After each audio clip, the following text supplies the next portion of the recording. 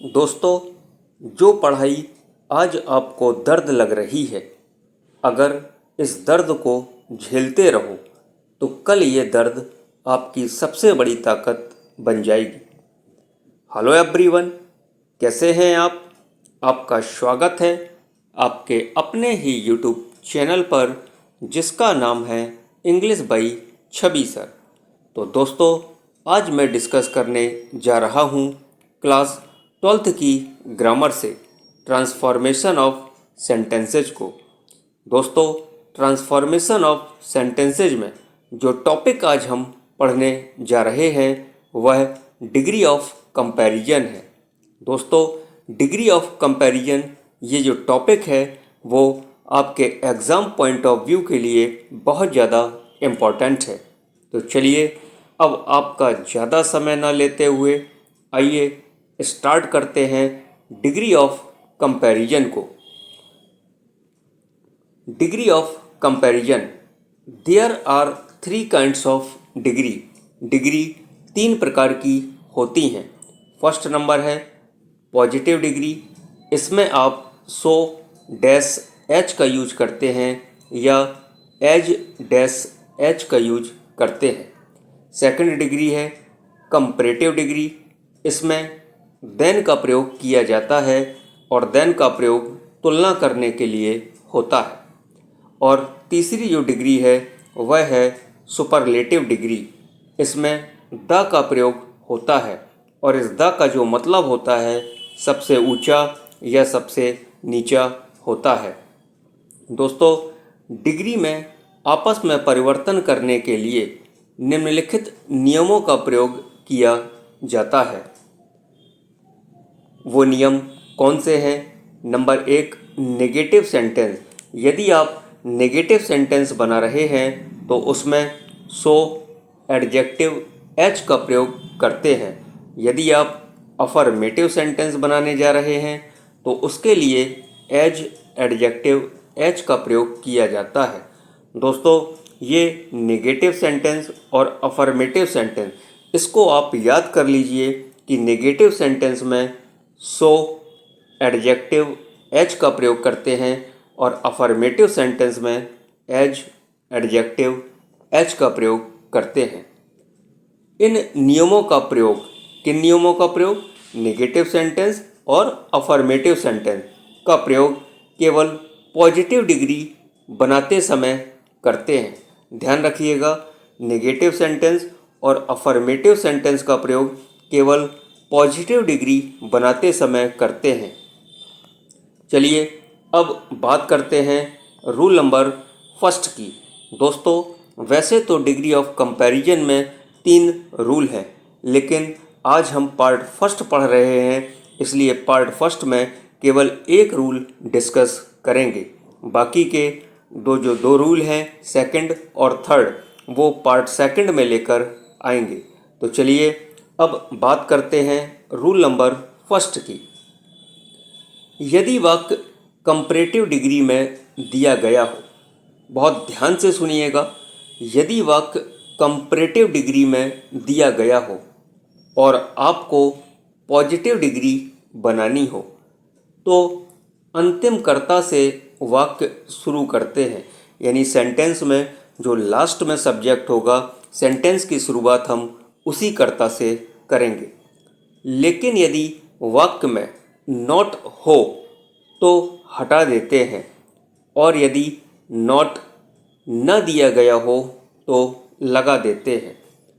यानी जब नॉट आप लगाएंगे तो सेंटेंस नेगेटिव हो जाएगा, तो आपको यूज करना होगा सो एडजेक्टिव एच का। और यदि आप अफर्मेटिव सेंटेंस बना रहे हैं तो आप यूज करेंगे एज एडजेक्टिव एच का। इतना आपको ध्यान रखना है। और नियमानुसार नेगेटिव और अफर्मेटिव सेंटेंस का प्रयोग करते हैं। एक बार पुनः इस रूल को मैं दोहरा रहा हूँ, ध्यान से पढ़िए।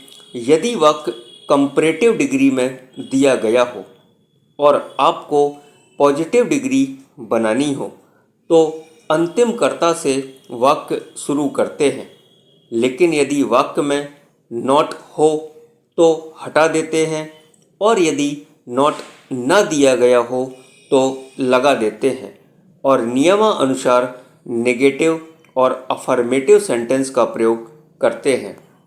तो आई होप आपने रूल अच्छे से पढ़ लिया। आइए अब इसके कुछ एग्जाम्पल्स को सॉल्व करते हैं।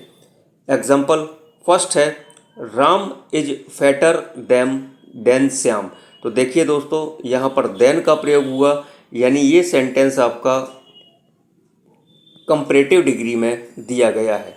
आप इसको पॉजिटिव डिग्री में बनाने जा रहे हैं। तो जैसा कि मैंने आपको बताया था कि अंतिम कर्ता से वाक्य की शुरुआत करते हैं और अंतिम कर्ता है आपका श्याम।